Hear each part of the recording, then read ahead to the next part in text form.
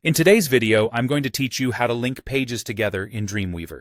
Linking pages is one of the first building blocks of a website.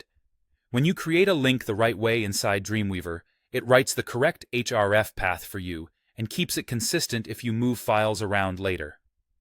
Start by opening both pages. You'll be working with inside Dreamweaver, for example, your home page and an About page.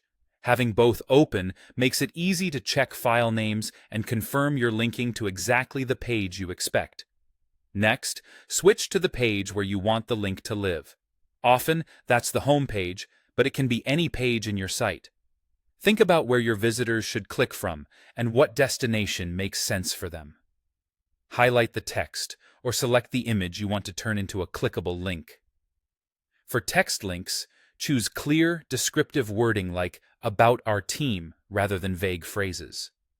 If you're linking an image, make sure the image is selected so the link applies to it, not to nearby text.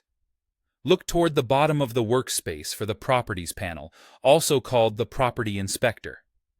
With your text or image still selected, find the field labeled Link.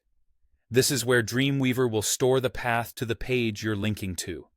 Instead of typing a path by hand, click the small folder icon next to the link field. This opens a file browser rooted in your site, which helps prevent typos and broken paths. Browse to the other page you want to link to, such as your About page, and select it. You'll see the file name appear in the link field. If the destination is inside a subfolder, Dreamweaver automatically produces a relative path, like Pages About HTML, based on your site structure. At this point, Dreamweaver inserts the proper href behind the scenes. If you peek at Code View, you'll see an anchor tag wrapped around your selected text or image with the correct path. Because the link was created through the site's file browser, it's less likely to break if you later reorganize folders within your defined site. That's all there is to it.